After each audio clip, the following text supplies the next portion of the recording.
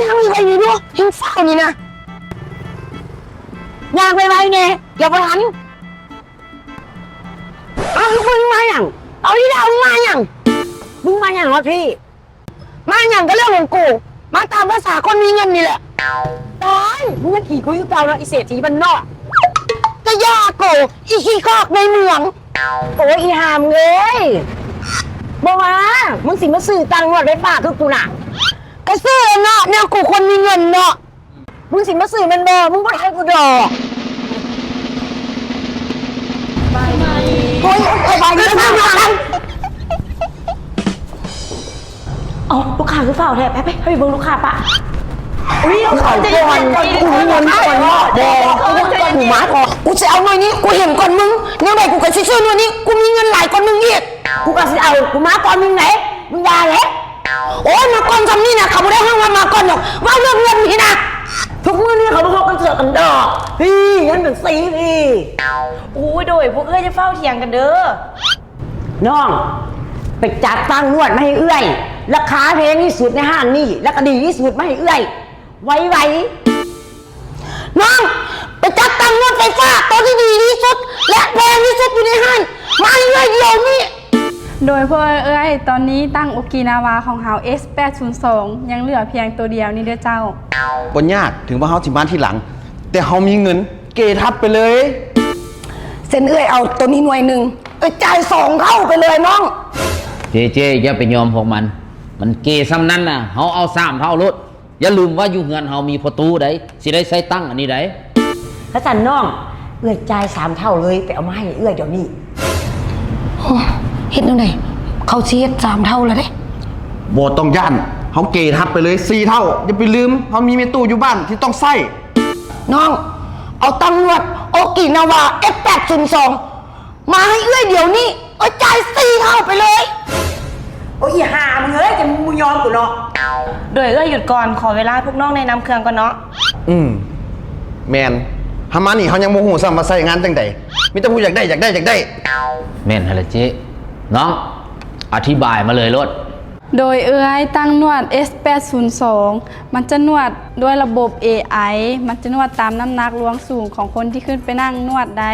และจะเป็นลูกกิ้ง5มิติเคลือบซิลิโคน 100% เลยและยังจะมีถุงลมแจกย้ายทั่วร่างกายของตัวตั้งเลย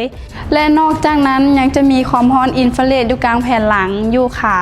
ความร้อนตัวนี้มันจะช่วยในการหมุนเวียนของเลือดได้ดีบำรุงข้อโต้ข้อกระดูกต่างๆได้นำเหมาะสำหรับผู้สูงอายุ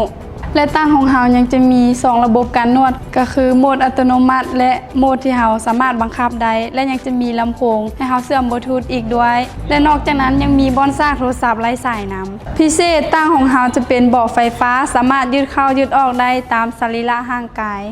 โดยเอ้ยประมาณนี้เด้อสำหรับตังของเฮาอุ้ยแหงฟังแหงคักแหงอยากได้แบบนี้นะเอาหน่อยนี่เอาหน่อยนี่เด้ออีล่ะ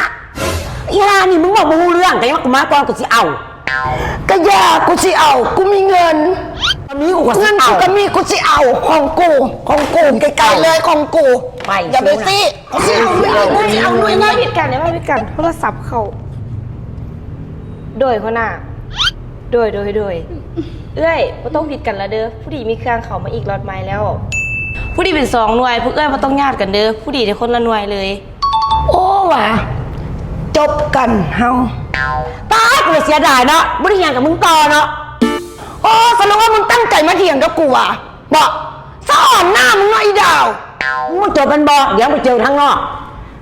จัดอีกเลยหน่วยหนึ่งเด้อนอกกับนอกตัวป่านกูยันน้องเอาเครื่องไปส่งให้เอ้ยอยู่งั้นเครื่องนึงให้หอดเงินเด้อห้ามเอ้ยมาซื้อตั้งแต่เวนจนยันคำแต่ย้อนมึงแหละยากตั้งแต่มึงนี่ดาวน่ะอีห้างเลยมึงแหละจนข้ามจนเมื่อจนข้ามจนเมื่อย่างมึงเนี่ยโคตรเหลือมึงน่ะที่เลือกร้ายมึงน่ะเห็นว่าคำมึงอยากตายวะเอาแหกเหรอมาไงตั้งนวดไฟฟ้าโอกินาวา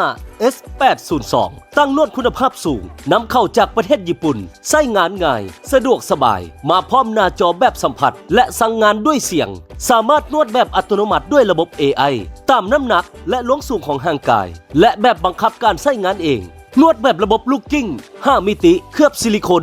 100%มีถุงลมแจกใหญ่ทั่วห่างกายของตั้งนวด และมีความร้อนอินฟราเรดอยู่กลางแผ่นหลัง และอยู่ขาช่วยเฮ็ดให้การหมุนเวียนของเลือดได้ดีบำรุงข้อต่อกระดูกต่างๆ เหมาะสำหรับผู้สูงอายุ มีลำโพงบลูทูธและบอร์ดสากโทรศัพท์ไร้สาย ในโตเบาะนั่งไฟฟ้าหุ้มด้วยหนัง PU คุณภาพสูง ป้องกันน้ำป้องกันห้อยขีดข่วนสามารถยืดเข้าออกได้ตามความเหมาะสมของร่างกายสนใจเข้ามาสัมผัสสินค้าตัวจริงได้ที่ห้านโอกินาวาสถานที่ตั้งอยู่บ้านพลพะเนาเมืองไซเซธานครหลวงเวียงจันทร์เบอร์โทร 020-7678-9888 หรือเข้ามาเบิ่งรายละเอียดได้ที่เพจโอกินาวาตั้งนวดคุณภาพสูงพิเศษมีบริการติดตั้งและขนส่งฟรีทั่วประเทศ